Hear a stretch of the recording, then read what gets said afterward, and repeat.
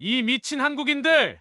일본의 속국밖에 안 되는 주제에! 평화의 소녀상 앞에서 난동을 피우다 한국인들에게 참교육당한 소말리. 갈 때까지 가다가 이제는 인생이 망할 지경까지 이르렀다고 하는데요.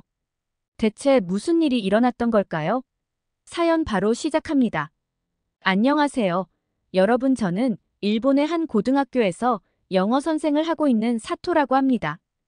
평소 여러 언어에 관심이 많던 저는 대학생 때 교환학생으로 한국에서 1년 정도를 지내며 한국어를 열심히 공부하기도 했는데요. 그 특기를 살려 지금은 학교에서 한국어 동아리 지도교사를 맡고 있기도 합니다. 평일에는 학교 수업을, 주말에는 동아리 학생들과 함께 현장 학습을 다니는 평화로운 일상을 보내고 있죠.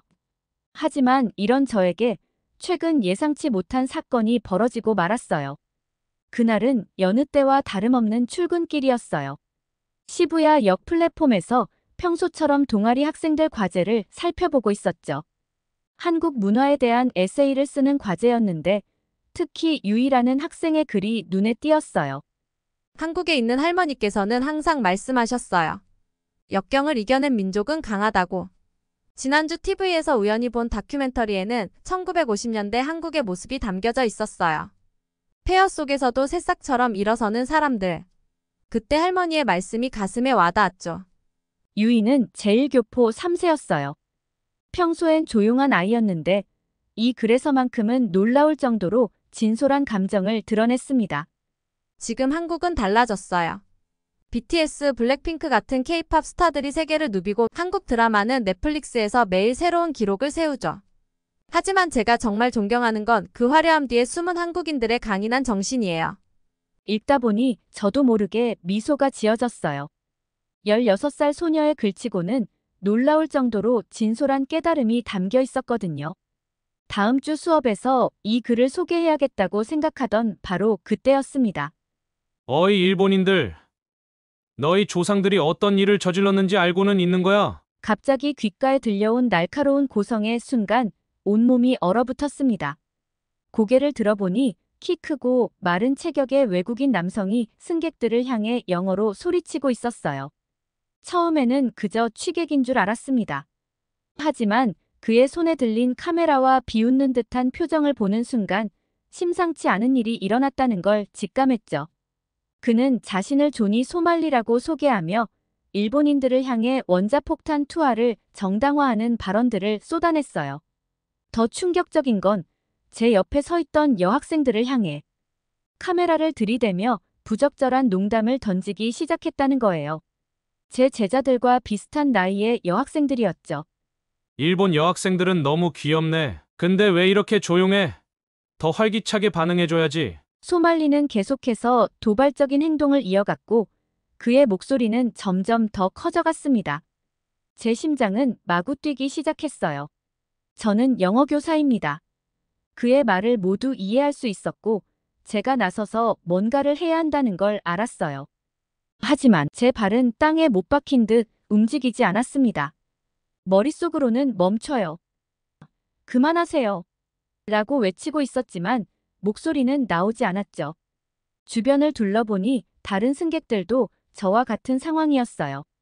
모두가 고개를 숙이고 모른 척하기 바빴습니다.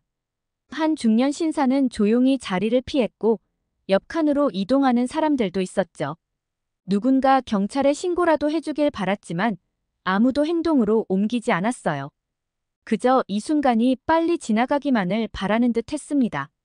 그렇게 끔찍한 10분이 지났을까요? 마침내 한 승객이 일어나 소말리에게 다가갔습니다.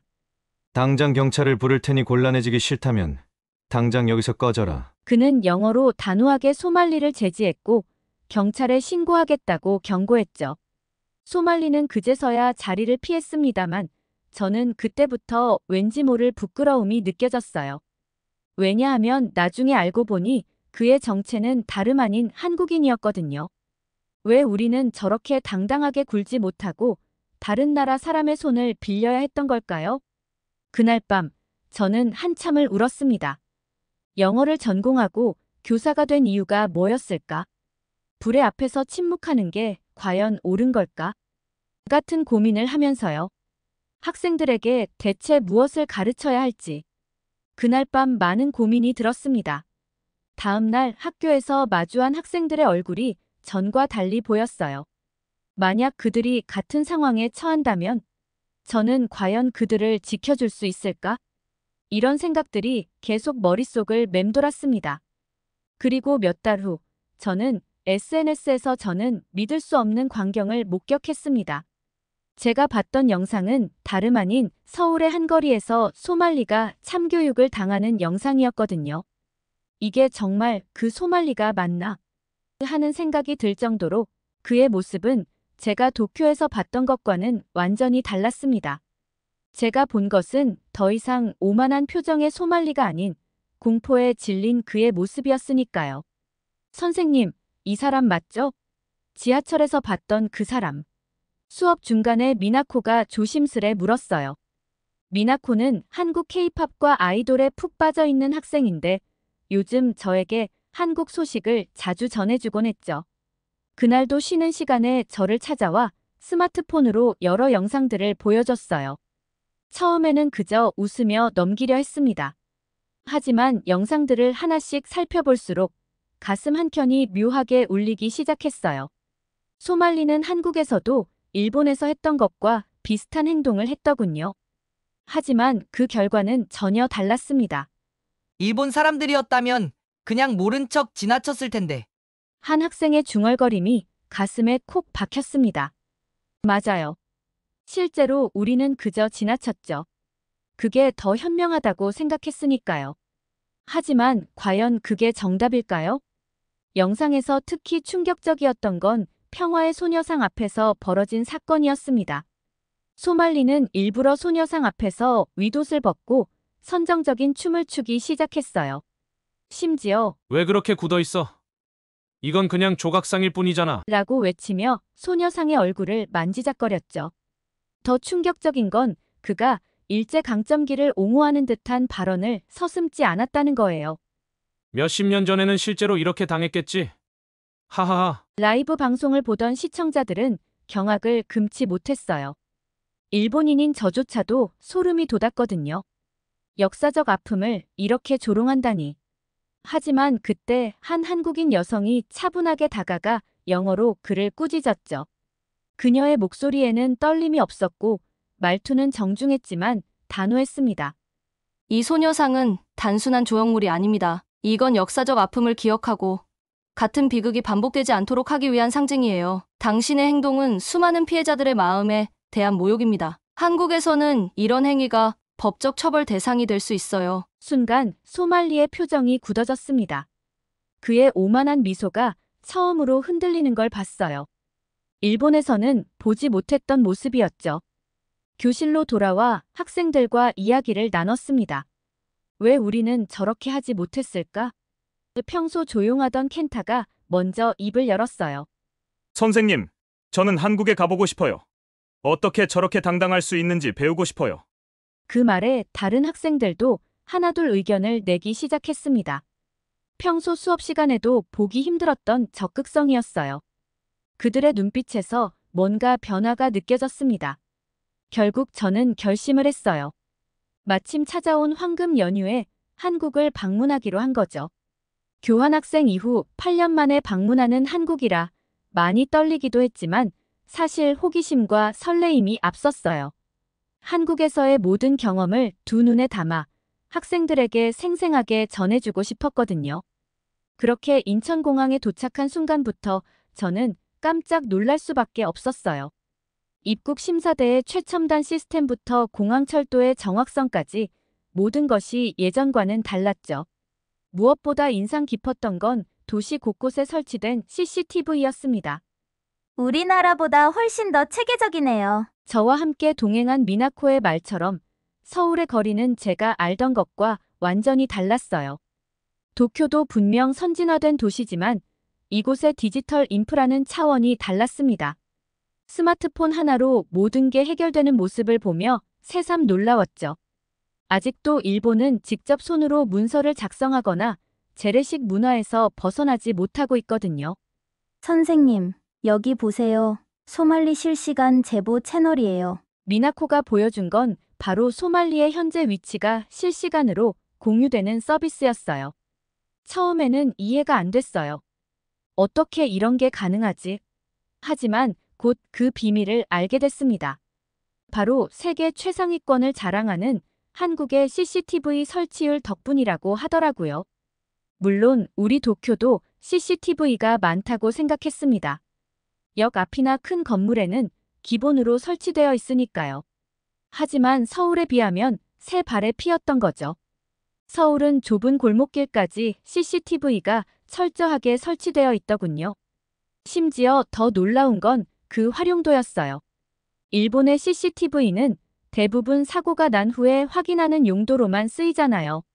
하지만 한국은 실시간 모니터링이 이루어지고 수상한 상황이 발생하면 즉시 현장 출동이 가능하도록 시스템이 구축되어 있었죠. 또한 시민들의 참여도나 경찰의 대응도 인상적이었어요. 일본에선 수상한 일을 목격해도 대부분 남의 일이라 생각하고 지나치죠. 하지만 한국인들은 적극적으로 신고하고 제보해요. 심지어 SNS로 실시간 공유까지 하더군요. 그에 맞춰 실시간 신고와 출동이 가능한 경찰 시스템까지. 저는 소말리가 한국에서 속수무책이었던 이유를 그제야 이해할 수 있었어요. 우리는 불의를 보면 참지 않아요. 그게 한국인이니까요. 한 카페 주인의 말이 가슴에 와닿았습니다. 그의 말대로였어요. 소말리가 나타날 때마다 시민들은 즉각 대응했고 그 모습은 마치 잘 훈련된 조직처럼 보였죠. 여기 보세요. 소말리가 홍대에 나타났다는 제보가 올라왔네요. 우리는 즉시 그곳으로 향했습니다. 도착했을 때는 이미 수십 명의 시민들이 모여 있었어요. 그들은 각자의 위치에서 주변을 감시하고 있었죠. 마치 작전을 수행하는 군인들처럼요. 다들 어떻게 이렇게 조직적으로 움직일 수 있는 거죠? 제 질문에 한 청년이 답했습니다. 군대요. 우리는 모두 군대에서 이런 훈련을 받았거든요. 누군가 지시하지 않아도 상황을 보면 자연스럽게 포지션이 잡히는 거죠. 그의 말을 듣는 순간 제가 알던 한국의 이미지가 완전히 바뀌었어요. 평화롭고 친절한 이미지 뒤에는 이렇게 강인하고 조직적인 면이 숨어 있었던 거죠. 소말리 출몰.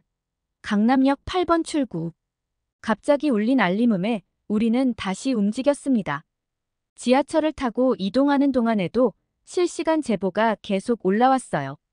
놀라웠던 건 그가 지하철을 탈 때마다 어느 칸에 있는지, 어느 방향으로 가는지까지 정확하게 공유된다는 거였죠. 이건 마치 전쟁터의 정찰병 같아요. 미나코의 말이 정확했습니다. 일본에서는 상상도 못할 광경이었어요. 소말리의 동선이 실시간으로 지도에 표시되고 시민들은 마치 레이더처럼 그의 위치를 추적했죠. 강남역에 도착했을 때 저는 또 한 번 충격을 받았습니다. 역사 내부의 모든 모니터에 공공장소 내 불법 촬영 및 성희롱 특별 단속 중이라는 안내문이 떠 있었거든요. 영무원들도 이미 상황을 파악하고 있었고 곳곳에서 순찰을 돌고 있었어요. 우리나라였다면 이런 즉각적인 대응이 가능했을까요? 답은 명확했습니다. 불가능했겠죠. 하지만 한국은 달랐어요. 시민들의 제보가 실시간으로 경찰과 공공기관에 전달되고 즉각적인 조치가 이뤄졌습니다. Look at this. Korean people are crazy. 소말리의 라이브 방송에서 들려온 절규였어요. 그는 더 이상 여유를 부리지 못했습니다. 한국인들의 조직적인 대응에 완전히 압도당한 듯했죠. 더 이상 도발적인 행동을 하지 못하고 그저 도망다니기 바빴어요. 저는 이제 이해할 수 있었습니다. 왜 전 세계 네티즌들이 한국만큼은 건드리지 말라고 하는지요. 첨단 기술과 군사적 훈련이 만난 한국의 시민의식. 이것이야말로 진정한 K-파워가 아닐까요? 그리고 그날 저녁 충격적인 사실이 밝혀졌습니다. 소말리가 한국 여성들의 얼굴을 무단으로 딥페이크 영상에 사용했다는 제보가 올라온 거예요. 순간 온몸에 식은땀이 흘렀습니다. 선생님, 큰일 났어요. 일본 여성들의 피해 사례도 있대요. 미나코가 보여준 화면에는 도쿄에서 활동하는 한 스트리머의 증언이 올라와 있었어요. 소말리가 일본에서도 같은 수법으로 여성들을 괴롭혔다는 내용이었죠. 하지만 일본에서는 그저 개인의 불운으로 치부되었을 뿐 아무런 조치도 취해지지 않았다고 해요. 이제 그는 도망갈 수 없어요. 한국의 법망을 절대 피하지 못할 겁니다. 한 사이버 수사대 형사님의 말씀이었어요. 그의 설명은 정말 인상적이었습니다. 한국의 디지털 성범죄 대응 시스템이 얼마나 체계적인지, 처벌은 또 얼마나 강력한지. 일본의 수사기관과는 차원이 달랐어요. CCTV만 해도 전국에 수백만 대가 넘게 설치되어 있죠. 거기에 AI 안면인식 기술까지 더해지면 형사님의 말씀처럼 소말리의 모든 동선이 실시간으로 추적되고 있었어요. 그가 편의점에 들어가도, 지하철을 타도, 심지어 모텔에 체크인을 해도 모든 것이 기록되었죠. 실시간 제보 시스템도 놀랍지만 더 대단한 건 시민들의 참여의식입니다. 맞아요. 한국인들은 단순히 신고만 하는 게 아니었어요. 증거를 수집하고 자료를 정리하고 피해자들을 지원하는 등 마치 하나의 거대한 수사본부처럼 움직였습니다. 우리나라에서는 상상도 못할 일이에요. 저도 모르게 한숨이 나왔습니다. 일본이었다면 어땠을까요? 아마도 피해자들은 혼자서 고통받다가 그저 시간이 지나길 기다렸을 거예요. 하지만 한국은 달랐습니다. 딥페이크 범죄, 7년 이하의 징역. 뉴스 속보가 떴습니다. 소말리에 대한 수사가 본격화되었다는 내용이었어요. 경찰은 이미 그의 숙소를 특정했고 디지털 포렌식 팀이 증거 수집에 나섰다고 합니다. 소말리는 계속해서 나는 미국인이다. 미국 대사관에 연락하겠다며 협박했지만 한국에서는 그의 이런 허세가 전혀 통하지 않았습니다. 한국 경찰은 그의 불법 행위에 대해 단호하게 대처했고 국적과 상관없이 법적 처벌이 가능하다는 점을 분명히 했죠. 특히 딥페이크 범죄나 성희롱 같은 디지털 성범죄는 한국에서 특히 엄격하게 다뤄진다고 해요. 외국인이라고 해서 예외는 아니었죠. 소말리는 이런 한국의 단호한 법 집행 의지를 전혀 예상하지 못했던 것 같아요. 한국의 수사기관은 세계 최고 수준의 디지털 포렌식 기술을 보유하고 있습니다. 형사님의 말씀처럼 소말리의 SNS 계정은 모두 추적되었고 그가 사용한 딥페이크 프로그램의 흔적도 발견되었죠. 심지어 중국의 암시장에서 구입한 프로그램이라는 것까지 밝혀냈어요. 이제 그의 도주로는 완전히 막혔습니다. 출국 금지 조치가 내려진 것은 물론 모든 항구와 공항에 그의 얼굴이 등록되었다고 해요. 한국의 공권력이 이토록 신속하고 강력하다니. 일본에 있는 동료 교사들에게 이 이야기를 전하면 믿을까요? 소말리가 실시간 방송을 시작했습니다.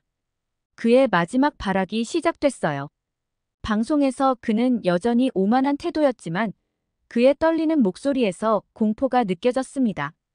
한국 경찰이 날 보호해줄 거야. 난 미국인이니까. 하지만 그의 말은 공허했어요. 이미 그의 거짓말은 모두 밝혀졌고 한국의 법망은 그를 완벽하게 포위하고 있었으니까요. 이게 바로 K-파워입니다.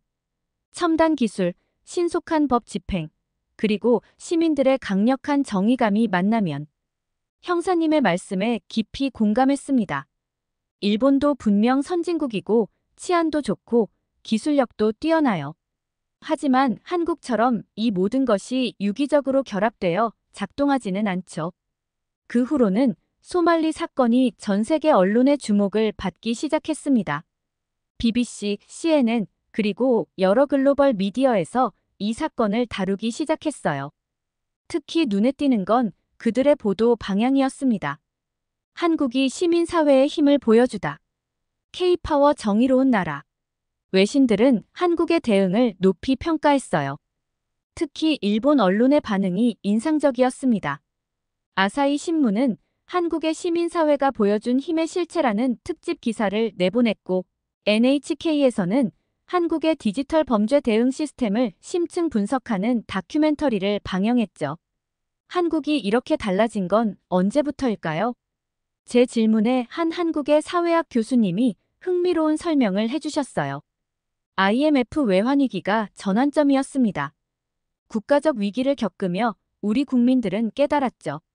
개인의 힘으로는 한계가 있다는 것을. 그때부터 시민사회가 하나로 뭉치기 시작했어요.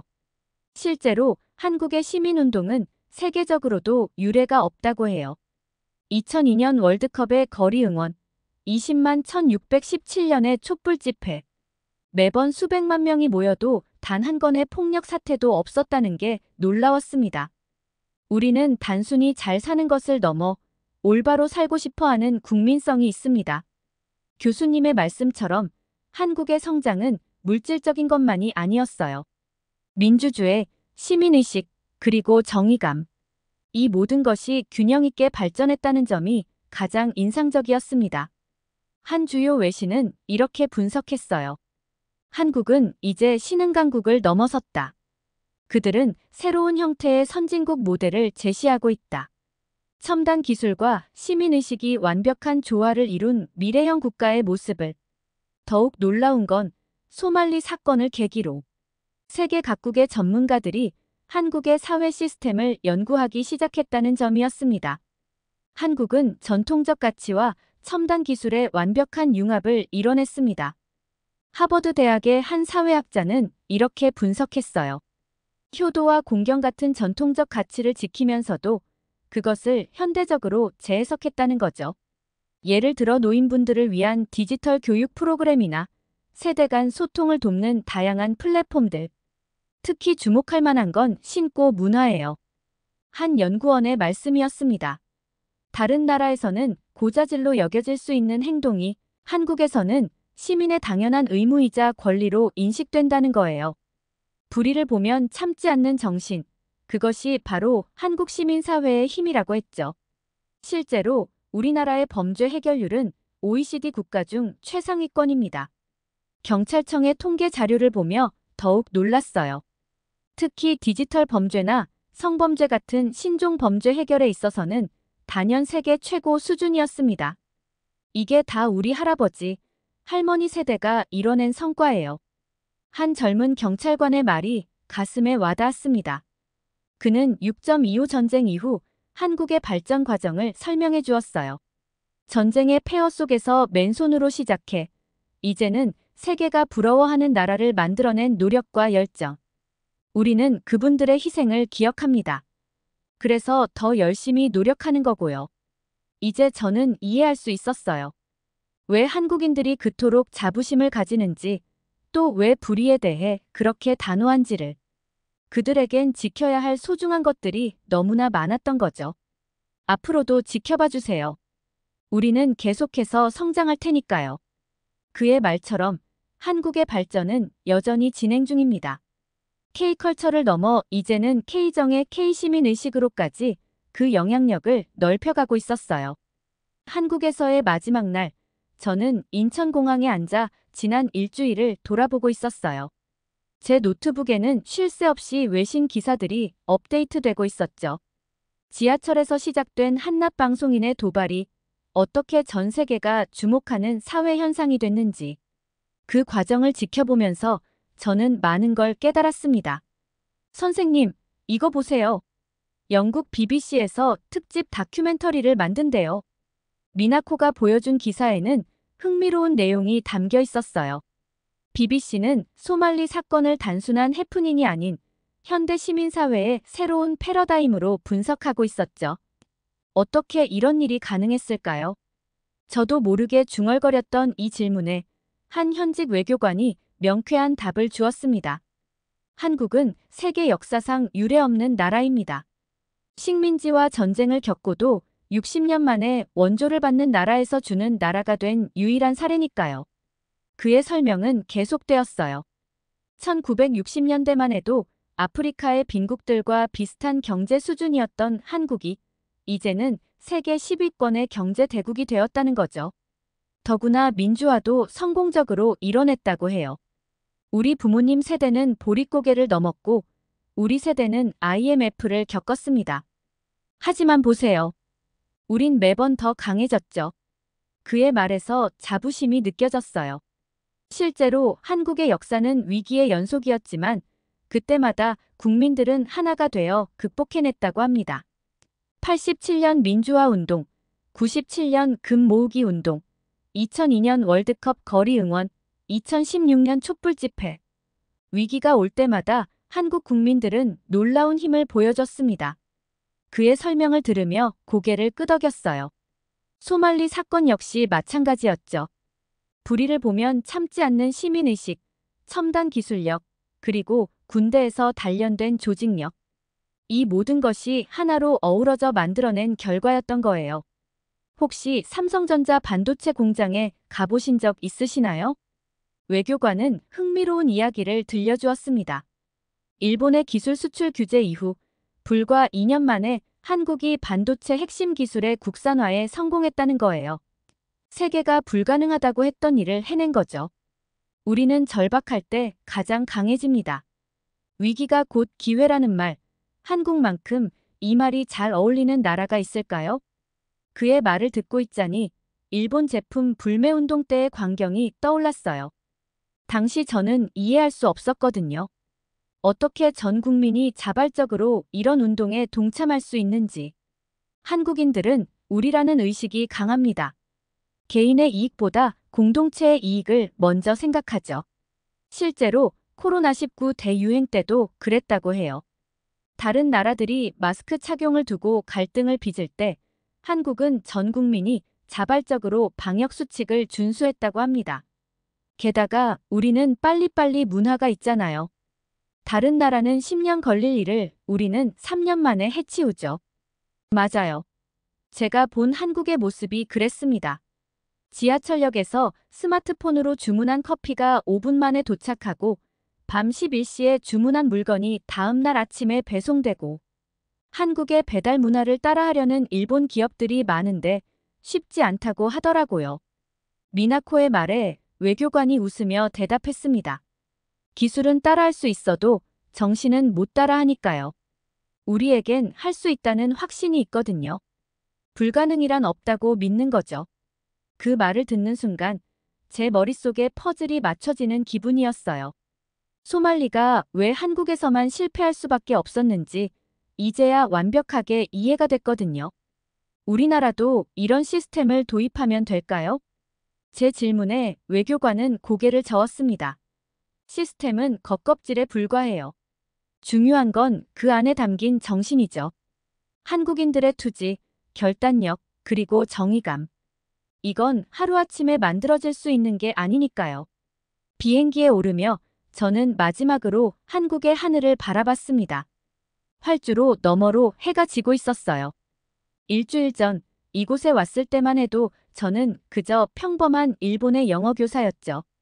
하지만 지금의 저는 완전히 다른 사람이 된 것 같아요. 사토 선생님, 우리 꼭 다시 와요. 미나코의 눈시울이 붉어졌습니다. 저도 마음이 복잡했어요. 이제는 도쿄로 돌아가 일상을 살아야 하는데 과연 예전처럼 일본에서의 삶에 만족하며 살 수 있을까요? 창밖으로 보이는 인천공항. 세계 공항 서비스 평가 12년 연속 1위라는 이곳에서 저는 마지막 취재를 했어요. 놀랍게도 이곳의 보안 시스템은 AI와 로봇이 완벽하게 통제한다고 해요. 일본의 나리타 공항은 언제쯤 이런 시스템을 갖출 수 있을까? 한숨이 절로 나왔어요. 하지만 이내 마음을 다잡았습니다. 부러워하고 있을 시간이 없어요. 지금 제가 해야 할 일이 있으니까요. 노트북을 열고 지난 일주일간의 취재 내용을 정리하기 시작했습니다. 소말리 사건은 시작에 불과했어요. 제가 본 건 진정한 K-파워였으니까요. 선생님, 이거 보세요. 미나코가 보여준 휴대폰 화면에는 충격적인 소식이 떠 있었어요. 딥페이크 범죄를 추적하던 한국 경찰이 중국 범죄 조직과의 연계성까지 밝혀냈다는 내용이었습니다. 역시 한국이네요. 그동안 아무도 밝혀내지 못했던 진실을 한국은 단 2주 만에 파헤쳐낸 거예요. 일본에서 신고해도 해결되지 않았던 수많은 피해 사례들. 이제야 진실이 밝혀지는 거죠. 기내 안내방송이 나오기 시작했습니다. 이제 곧 이륙이에요. 제 마음은 이미 도쿄의 교실에 가 있었죠. 학생들에게 들려줄 이야기가 너무 많았거든요. 여러분, 제가 본 한국은 머릿속으로 월요일 조회 시간의 이야기를 정리해 보았어요. 전쟁의 폐허에서 일어나 세계 10위권의 경제대국이 된 나라, 민주화를 이뤄내고 세계를 매료시키는 문화 강국이 된 나라, 그리고 이제는 정의와 공정이라는 새로운 가치를 세계에 전파하는 나라. 비행기가 서서히 고도를 높여갔습니다. 창밖으로 반짝이는 인천의 불빛들이 보였어요. 저 불빛들 사이에서 새로운 역사가 또 만들어지겠죠. 다음번에 한국에 올 때는 꼭 다른 학생들도 데리고 와야겠어요. 분명 그때의 한국은 지금보다도 더 눈부신 발전을 이뤄냈을 테니까요. 세계가 주목하는 K-파워에 대해서 아이들에게 가르쳐줄 다음 수업이 정말 기대가 됩니다. 여러분, 오늘 사연 어떻게 들으셨나요? 막장 인생 소말리는 나락을 가고 오늘의 주인공 사토 선생님은 새로운 깨달음을 얻었네요. 하버드 코리아는 오늘 같은 감동적인 사연을 항상 기다리고 있습니다. 행운을 부르는 구독과 좋아요 한 번씩 눌러주시면 감사하겠습니다. 오늘 영상 시청해주셔서 감사합니다.